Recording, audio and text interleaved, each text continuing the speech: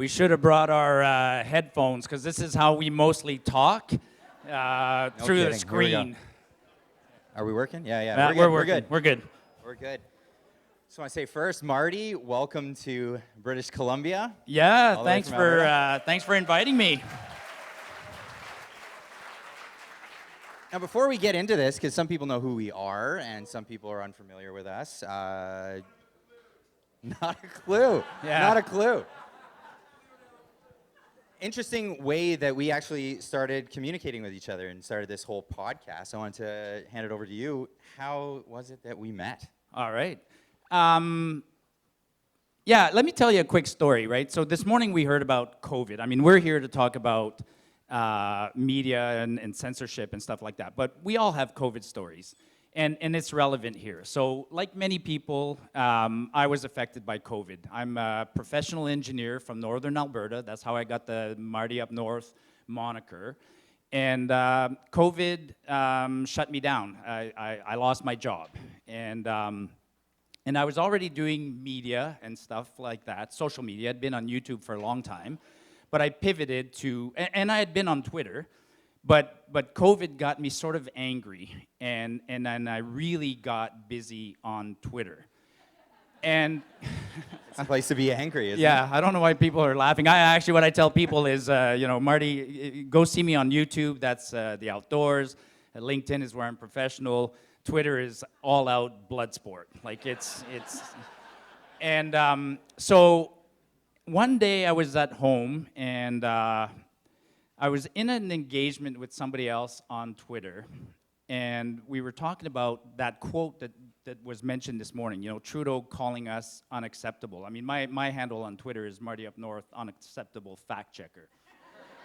And so I was in an engagement with somebody, and that the clip of Trudeau calling people that are anti-vax, calling us, anti-science and things like that. I was talking about it, and that clip was done in French, and I speak French, so I translated the clip and put subtitles on it. And when you translate something, you think deeply about it, and while I was translating it, I got mad. I got really mad. And so I did this, so before, I did a post.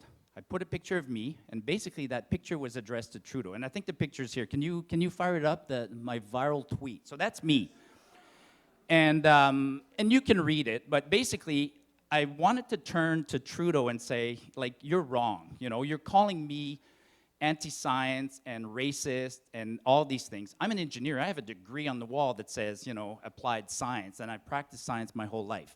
Anyways, I posted this, went outside, cut my lawn, come back inside. It's like, holy smokes, what just happened, right? Like, I think on that day it got viewed like 2 million times, so much so that Twitter actually suppressed it. But anyways, and the tweet was interesting, but what was really interesting afterwards is the crazy outpouring of support I got. People from all over Canada started sending me emails and notes and stuff like that, telling me about how they'd been hurt by COVID and how this resonated with them.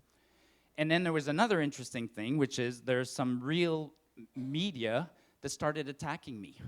It was absolutely brutal, like to get attacked by the media, to be called a bot and to be called all sorts of things, fake, paid, whatever. I even naively defended myself. Like I did a video of, hey, this is Marty and I'm a real person. Anyways. And so, long story short, the mainstream media attacked me. The media we're going to talk about today came to my support. And Clyde was the first guy to call me. I'd never met him, but he invited me on his podcast. So that's how we met. You were and Drea, who's here. Drea was one of the first people as well to.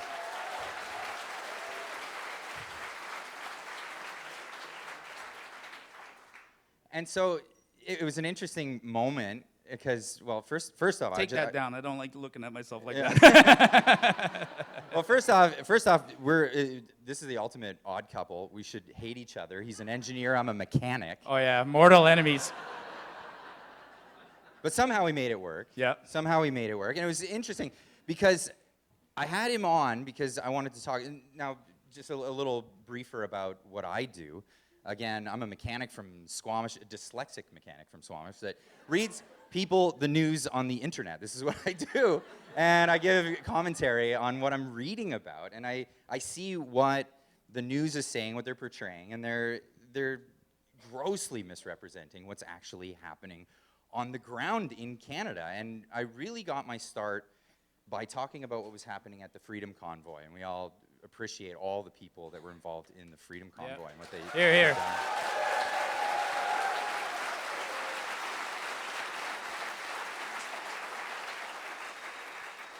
Now, that being said, people were doing a great thing in that service, and the media absolutely came out in libel and slander to ruin reputations of great people who are doing good things. And I saw that then, and I saw it again with what was happening with Marty, and I said, hey, why don't you come on my show?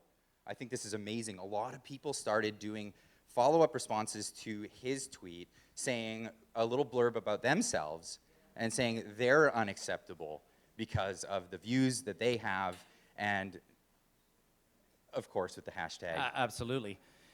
Hey, we're lucky. Look at that. They forgot to start the clock, so we still have we've got all we have night. a whole 30 minutes, man. Like, We got all night. This ain't like a hockey game where you reset it. Like it's no. We got 30 minutes.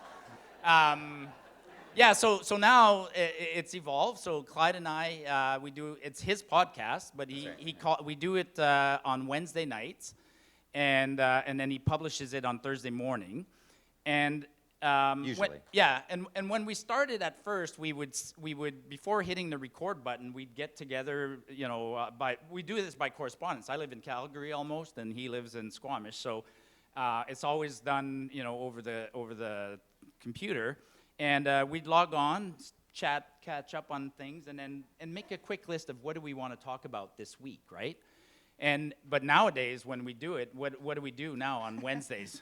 Well, half the time we'd have half the conversation privately without hitting the record button. So we said, here's a quick little briefer. This is what I want to talk about. Let's just hit record and go. But we don't have to rehearse very much anymore because there's no shortage of things to talk about. Like, it's, I mean, I call it the bingo card, right? It's like, hey, did you have inviting a Nazi to the House of Commons and giving him standing ovation on your bingo card? Because I didn't. And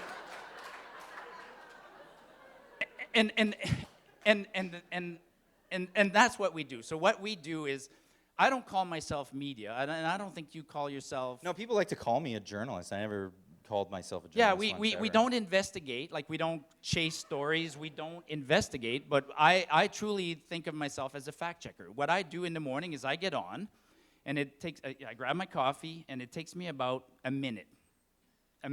I get on the internet in 1 minute, and I will read something by someone, whether it's a politician, and I don't care their stripes, or it's a journalist, or it's a senior bureaucrat, or even a company. And within 1 minute, I will go, my God, that makes no sense. Like so the lies. So I have a business now. I spend my time just busting lies. We're bombarded with lies all day long. All day long, and even including this very conference. Yes. And this is what's amazing, and the irony that they don't see about the whole scenario that they're painting. It's great. So We still haven't started the clock. We're good. We're good. But interesting story. So Czech News, about a week and a half ago, they ran a story about this conference. And then that evolved into a story by Radio Canada. Radio Canada, yeah. So CBC, for all intents and purposes. RBI, yeah. Anyway. And I think another one, Times columnist or something. Yeah. Anyway, they ran a story, and it was basically painting this whole event, which is an event dedicated to disinformation and censorship. And they misinformed you about what this event's about. They told everyone that it's an event dedicated to transphobia, something like that. Yeah. And if you were here this morning, you saw the protest that was outside, and those people didn't even know what was going on at this event. No. They were just in fact, misinformed. I think they just moved down the street now and they went to another protest. So,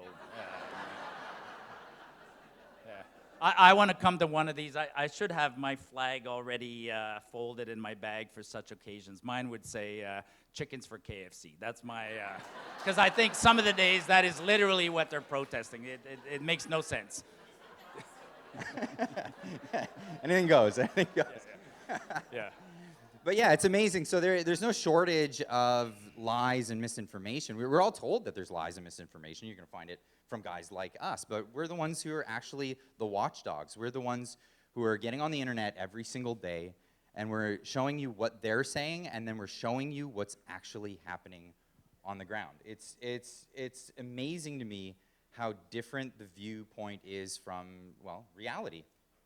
Oh, there's no lie too big. Like, there literally isn't. I mean, some days, some of the comments, and that's what I keep asking people, is like, just read and ask yourself a couple of questions, you know, like I'm trying to think of an example. Like, if they say something like, you know, there's 400 forest fires in Alberta at this time, it's like, does that really make sense? Like, could there be 400 forest fires, you know, or you know, and I give examples online all the time like that to get people to really think. One of my mottos is just think deeply about, you know, simple things, and so I'm trying to encourage that. But what we do resonates with people. I mean, and the other thing that we do that we're able to do that maybe the mainstream journalists fail to do is we connect with people because they contact us and we talk back to them. That's right. So that's how we get our big audiences.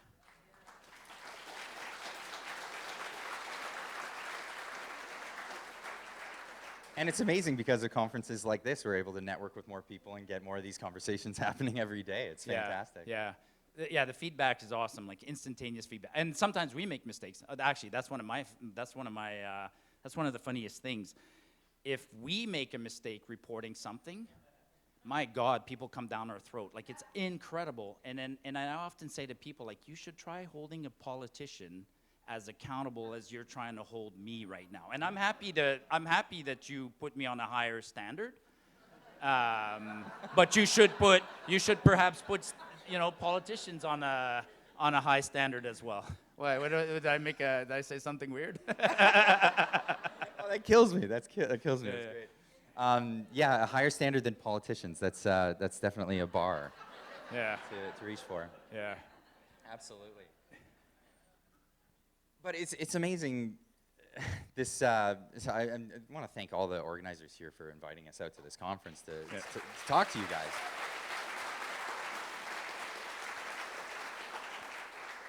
But I think it's important to hold people to account on these things. I hold myself to account. I've made mistakes in my reporting, and of course, for me, it's an excuse to make another video on YouTube. I can say, hey, guess what? I got something wrong. Everybody pay attention to this in this attention economy. But I think it would be amazing to see more of that moving forward and actually asking people to, hey, can you come clean on these things?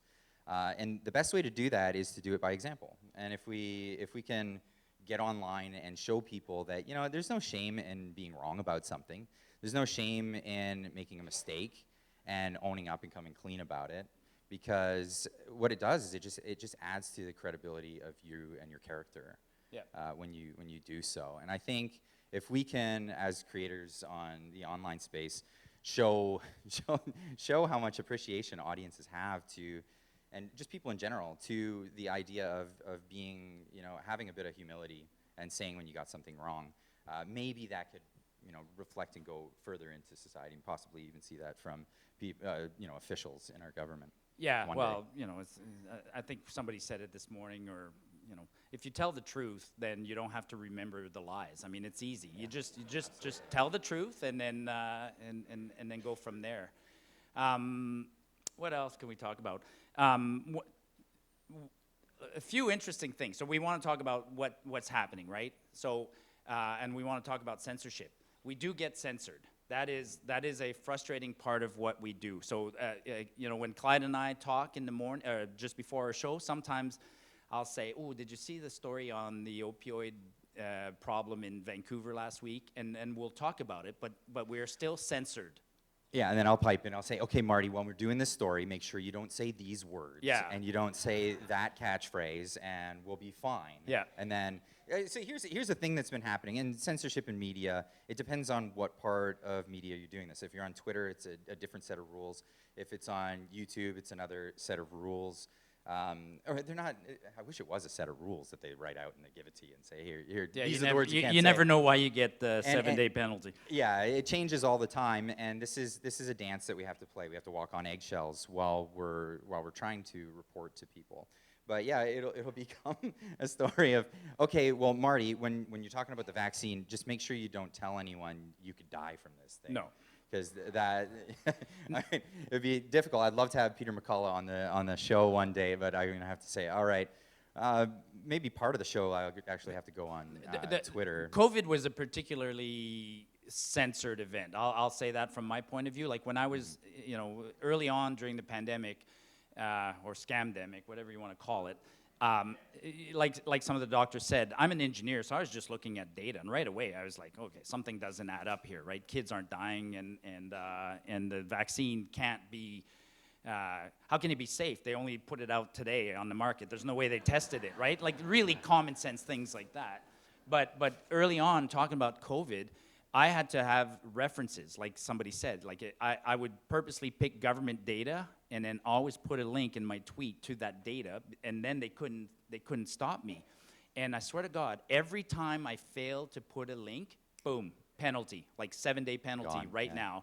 And then I remember the day where I got an account blasted.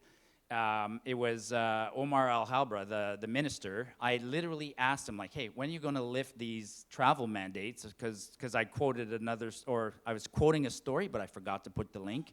And that account got blasted, like just blown away. Shout out to Elon Musk. When he bought it, he restored that account. And I was happy he restored that account because it had so much good information on there. But yeah. But you moved on and you had another account. And another, and another, and another. Those are tricks of the trades. You need multiple accounts. Yeah. Absolutely. And I know a lot of other people, they're looking to alternative platforms. But I think we need to populate all of these platforms. So there's, YouTube is probably the biggest video sharing platform, and so I've dedicated most of my time to that platform. Yep. Marty's on Twitter. I know you're on YouTube, but yeah, I'm on YouTube. You don't do this stuff no. on YouTube. But I think we definitely need to populate all of the platforms. A lot of people are encouraging people to go to Rumble and I think Odyssey, Library. I don't know if that's a thing anymore. Anyway. We need to populate all of these. And yes, we have to walk on eggshells in certain areas. And please understand when your favorite YouTubers are phrasing certain things a certain way or walking on eggshells for everything. This is why we do it. Because these are the biggest platforms, and we really, really want to get the information out there as far as possible. And the best way to do it is to do it where they're not going to censor you. And they're not going to say, because they'll actually limit your reach. They'll actually limit how far a video will go, depending on certain words that you use. If you even say the word drugs. Yep. I noticed on some videos, because we were talking about the opioid epidemic here. Well, it's actually all the way across Canada at this point. But yeah, and so they're trying to censor us, but the harder they try, the more tricks we find. So they won't succeed, and they won't succeed. And again, this morning somebody talked about opportunity. So yes, we just did come through a terrible time, but now we have this crazy opportunity. People are waking up, and we're coming out of this madness. And on Twitter, we're using Twitter in ways that are absolutely amazing. I mean, I'm connected to probably hundreds of people that are in this room here. I have people who say, oh, they're not real friends or whatever. It's like, no. Like, you can have friends in person and friends online, but we're using them to make these events and to put pressure on politicians. And the smart politicians are realizing that. The dumb ones are going to be left in the dust, and it's going to backfire. But let me give you an example. A couple of weeks ago, we went to Edmonton, and it was a Twitter event. It was Buddy Sheldon and myself, and Eva was there, and a bunch of us. We just got together because, as somebody said, COVID, like we're humans, we need to see face to face, right? We need to see each other, and we're still coming out of that. People are still not gathering together like this. So we put on an event. It's the third or fourth that we did like this, and I literally said, I'm coming to Edmonton, so's Sheldon, so's Eva, so's a few other people, come join us. And we had a crowd almost this big, come talk to us. And you know who showed up at that event? 17 MLAs. That's amazing. That's amazing. 17, okay? I think there's like, what, 48 in Alberta or something like that? So, and they want, because they know they got to come listen to us and hear our concerns, because we can amplify like nobody's business. And so, yeah, it's... Well, that just leads me to say... Absolutely.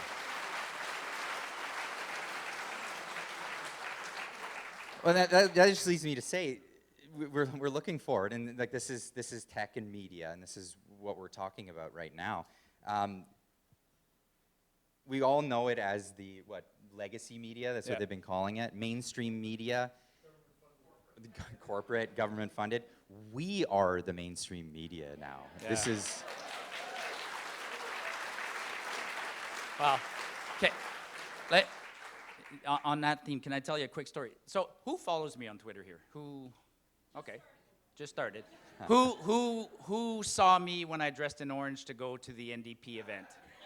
Okay, so you guys are laughing, right? But let me tell you. Not a Guy-Beau jumpsuit. Yeah, so the people who don't know the story. So in Alberta, there's the Conservative Party and the New Democrat, the NDP. And the NDP was holding a town hall where they were slamming the proposal that we have our own pension plan. I'm not going to get into the details, but I went to that event. And there was probably 6 or 7 NDP MLAs there, and they all have me blocked. Okay, they all have me blocked, but I wore an orange jacket, and I showed up, and they all came to me. They don't know who I am. They have me blocked online, but they came to me, and they're shaking hands. Hey, Joe Sessi, how's it going? Hey, and I'm shaking hands, and they're buddy-buddy, and they want pictures with me because I look like the diehard supporter. And then they did their presentation, and then they're asking questions, and I put up my hand, and I had like 4 cameras on me. Hey, this is going to be a good question. This guy's one of us, right? And then as soon as I started asking the question, the cameras just went, oh shit. and then I ruined their party, because every picture they took that they tried to post on Twitter, I was in it. Right. So. Right. So we made them look like fools. That's, so that's the power that we have now. It's, yeah. Yeah, that is the power that we have. Yeah, yeah. And for those that don't tune into us once a week, this is the show that we do every week. Yeah. It very much is just talking about what's happening in Canada, what's going on, the way we see it going forward, a bit of economics, because we're dorks. Yeah. And we like to bring humor to the situation that we're experiencing here in Canada. It is difficult to make it through your week, your day, your month, being so angry at what's happening in Canada. There's enough to make us angry. Everybody needs to blow off a little steam, have a couple of wobbly pops sometimes. My favorite is when I get to go away for an extended period. You guys know I do these long hikes and whatever, so I disconnect, I disappear. And then when I come back, I avoid the computer completely until I have the call with him. And that's more fun. That's So then I'm like, I have no idea what happened while I was gone. Tell me something. And then again, it's like, oh my God, I can't believe, yeah. Yeah, but I think it's important, to have that sense of humor and make people laugh, make people, get people out of their skin, people to look at the situation in a bit of a different light, because it's healing and it helps people cope with what's going on. So consider us your morning coping mechanism. Yeah. Any questions? I mean, we're up here. We got about 5 minutes, but I wouldn't mind taking a few questions. That's what we do on.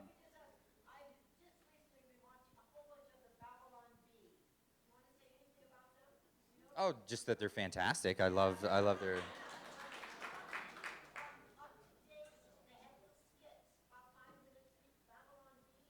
Yeah. Okay, so for those that aren't familiar, the Babylon Bee is basically the new Onion. The Onion kind of gave up being a satirical thing when they went woke.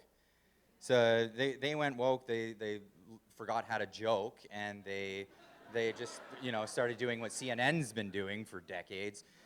And so no, the Babylon Bee came forward, and they're great. They're great at bringing satire to the news industry, and they're so good at it that they actually made a second one called Not the Bee, where they actually report on news. That's one of my not a pet peeve, but I get caught. There's some really good. Well, actually, there's some really good satire parody accounts online on Twitter. Some of them are so good that they fool you, but then they're able to be so good because the line between reality and parody in modern politics is so thin that they'll say something that's so silly that I go, well, that must be true. No, it's not. Like,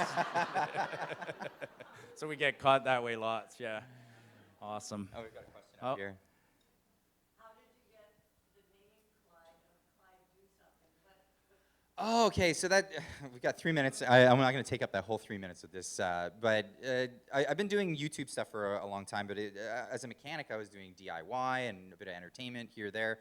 I worked with some other creators, and this is how I learned how to do, I guess, producing, how to produce a live show, things like that. And I was working with one group, and Marty's already laughing. Well, we talk about the Pareto principle actually quite a lot on our show, and there's the 80-20 rule. Some people say it, 80% of all the work gets done by 20% of an organization, and if you got 4 people in a group. So it became a running joke in the chat for that show. They would say, hey, Clyde, do something. Yeah. And so, obviously we stopped doing that show after a while. But when I was rebranding another channel that I had, it was called Clyde's Soapbox. Terrible name, I know, it was awful. But I was like, I'm going to name it something. I couldn't think of what to call it. I said, I'll call it Clyde Do Something for now, and then if I end up doing something with the channel, I'll change it. Yeah, it becomes a brand. You can't rebrand. No, so yeah. That's here to stay. That's how that name came about. Yeah. Hey, while I'm up here, I just wanted to follow up on one thing. Hey, Zuby, earlier when you were talking about your top 10, top 20, that's how I discovered you, is your top 20 things you learned during COVID. They were fabulous. And this morning you were talking about number 2, how everybody, or 2 or 3, everybody's got that little tyrannical side hidden in there. Just as we speak right now, Calgary, the city where I come from, is having a problem. We've had a big water issue. Rather than focus on infrastructure like water, we were too busy painting rainbows on sidewalks. But anyways, so the mayor just declared an emergency. And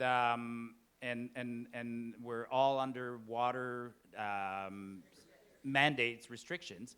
And the, what do you call it, the rat line is just off the chart. The snitch line is off the chart, and it's available, amazing, and people are snitching on their neighbors. So like you said, there's people who took a lot of pleasure in snitching on others. It gave them a sense of power. For some mandates, gave them a sense of power and allowed them to feel powerful for a change. And during this crisis right now, the snitch line in Calgary.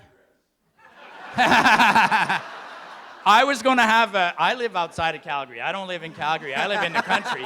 And I was going to be a bit of a dick, and I was going to have a pool party at my house. I don't have a pool, but I was literally going to say, come on over and let's shower. And that didn't sound good, but hey, we're running out of time. This was, thank you, everyone. A lot of fun. Thank you for having us.